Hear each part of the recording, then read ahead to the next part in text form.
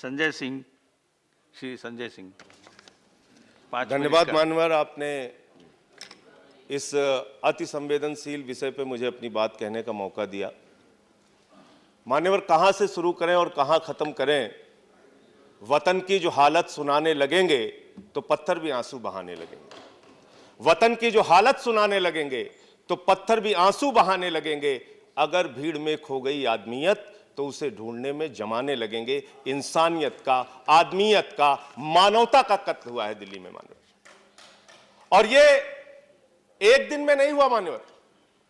चुनाव के पहले आग सुलगाई गई और चुनाव के बाद आग लगाई गई। ये सब कुछ एक साजिश के तहत एक सुनियोजित दंगा दिल्ली के अंदर कराया गया है। ये मेरा सीधा आरोप है। और मैं ये क्यों कह रहा हूं मान्यवर? मैं ये क्यों कह रहा हूं मान्यवर? ये मैं इसलिए कह रहा हूं मान्यवर कि इनके एक सांसद, इनके भारतीय जनता पार्टी के एक सांसद कहते हैं मान्यवर, अगर बीजेपी को वोट नहीं दिया तो बहन बेटियों के घर में घुस के बलात्कार किए जाएंगे। आपकी सरकार इतनी कायर सरकार है, आपकी सरकार इतनी कायर सरकार है, इस तरह का बयान देंगे आप लोग? शर्म आनी चाहिए इस सरकार को। ऐसे बयान देते हैं आप लोग, आप इस देश के लोगों को भड़काते हैं। यहाँ पे ट्रंप की सरकार है, यहाँ हसीना शेख की सरकार है, किसकी सरकार है? यहाँ पे रिकॉर्ड में नहीं जाएगा जो ठीक नहीं है। इस तरह के बयान दिए गए इनके द्वारा।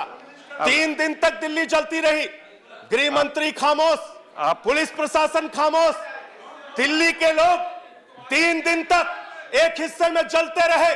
उनकी दुकानें जलाई गई, हिंदू मारे गए, मुसलमान मारे गए, 53 लोगों की जान चली गई, 2 पुलिस वाले जल गए, उनकी जान चली गई। और देश के गृह मंत्री खामोश बैठ के आनंद ले रहे थे इन घटनाओं का। मैं पूछना चाहता हूं, क्या कर रहे थे देश के गृह मंत्री? ऐसे गृह मंत्री को अपने पद पर रहने का अधिकार नहीं है। दंगे इन लोगों ने कराए, दंगे इन लोगों ने कराए। कल दूसरे सदन में मैंने इनको सुना, कह रहे हैं दंगे में भारतीय मारे गए। गृह मंत्री जी, मैं बड़ी विनम्रता पूर्वक आपसे पूछना चाहता हूं, ठीक नहीं है उसको रिकॉर्ड में रखा नहीं जाएगा। भारतीय मारे गए तो उन भारतीयों से मिलने, उनके परिवार से मिलने 25 दिन आप मिलने क्यों नहीं गए? आप इसका जवाब दीजिए। क्यों नहीं मिलने गए आप?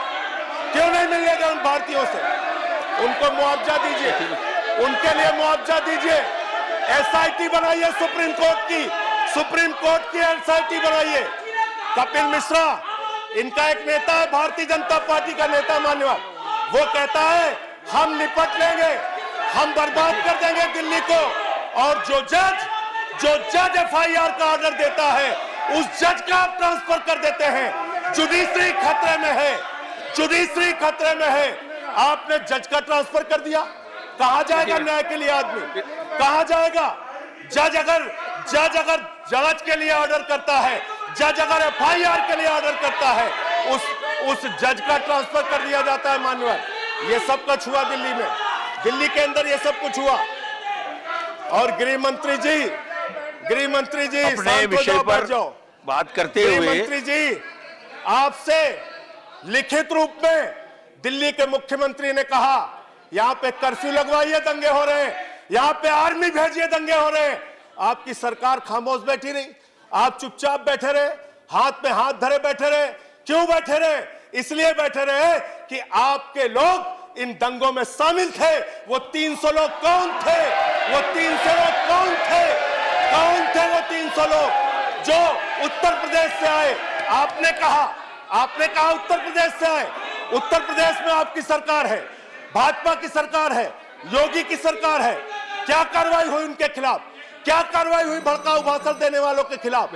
मान्यवर, ऐसे समय में भी मैं अंत पे कह के अपनी बात को खत्म करूंगा। ऐसे समय में भी मान्यवर, मानवता के लिए, इंसानियत के लिए, भाईचारे के लिए, वो सिख कमांडर इंदरजीत सिंह जिन्होंने मुसलमानों की जान बचाई, वो प्रेमकांत जिन्होंने मुसलमानों की जान बचाने के लिए 70% अपने शरीर को झुलसा दिया, वो मुसलमान जिन्होंने मंदिरों को बचाने का काम किया, उनकी इंसानियत को समझिए, उनके भाईचारे को समझिए, उनकी एकता को समझिए।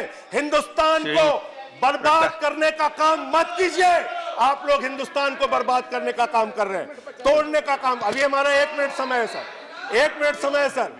मैं मान्यवर बड़े विनम्रता पूर्वक कहना चाहता हूं, अब रिकॉर्ड में नहीं जाएगा हो रहा है इनका। सर। प्रकाश जावड़ेकर अब घंटी बज गई, बैठ जाओ। शुरू करो, माइक शुरू, चलो चालू करो प्रकाश।